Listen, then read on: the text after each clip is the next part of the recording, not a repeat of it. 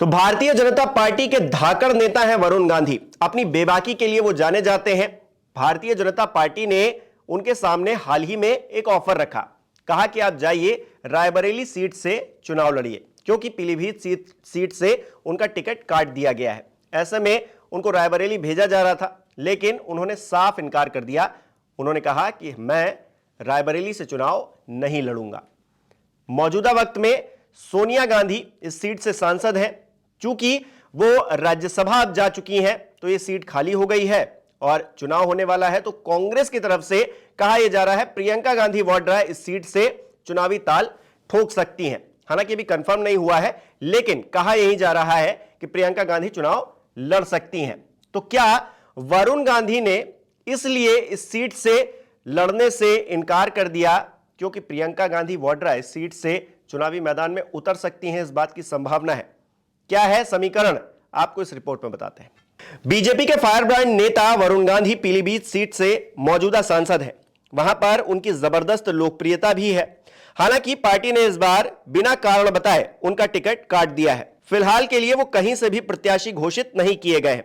हालांकि उनकी मां मेनका गांधी को बीजेपी ने टिकट दे दिया है। पार्टी के इस फैसले के बाद से वरुण गांधी शांत है, जिसे उनकी नाराजगी का संकेत माना जा रहा है। सूत्रों के हवाले से बताया यह जा रहा है कि अब रायबरेली से प्रियंका गांधी के उतरने की आहट के बाद बीजेपी ने वहां से वरुण गांधी को उतारने का प्लान बनाया था। इसके लिए पार्टी नेताओं के जरिए वरुण गांधी को रायबरेली से चुनाव लड़ने के लिए टिकट देने का मैसेज भी भेजा गया। ऐसा करके बीजेपी वहां के चुनाव को गांधी वर्सेस गांधी बनाना चाहती थी। हालांकि वरुण गांधी को यह योजना पसंद नहीं आई और उन्होंने ऑफर को लेकर जो नेता पहुंचे थे उनसे साफ तौर से इनकार कर दिया कि वो रायबरेली से चुनाव नहीं लड़ेंगे। ये सारी जानकारियां सूत्रों के हवाले से हैं।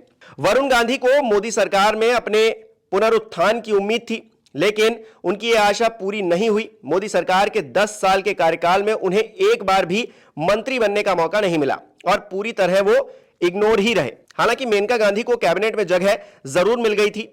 उनकी इस बेकदरी से निराश वरुण गांधी पिछले कुछ सालों से इशारों में मोदी सरकार पर हमले भी बोल रहे थे और उनके इस मूव से पार्टी का जो शीर्ष नेतृत्व है वो भी असहज महसूस कर रहा था। अंत में जब टिकट बंटवारे का समय आया तो हाईकमान ने उनका टिकट काट दिया। गौरतलब है कि रायबरेली सीट शुरुआत से ही कांग्रेस का गढ़ रही है। यहां तक कि पिछले 10 साल में भी बीजेपी यहां पर जीत हासिल नहीं कर पाई। हालांकि बगल की सीट है अमेठी, वहां पर स्मृति ईरानी ने जीत पिछली बार दर्ज की थी। राहुल गांधी वहां से चुनाव हार गए थे। वो वायनाड से, क्योंकि उन्होंने दूसरा चुनाव वहां से लड़ा था, तो वहां से जीते थे और वहीं से सांसद थे। इस बार भी उन्होंने वहां से पर्चा दाखिल किया है। बताया यह जा रहा है कि वो अमेठी से भी चुनाव लड़ सकते हैं। अगर रायबरेली सीट की बात की जाए तो बीजेपी इस सीट पर ऐसा उम्मीदवार ढूंढ रही थी जो यहां गांधी परिवार का दबदबा तोड़ सके।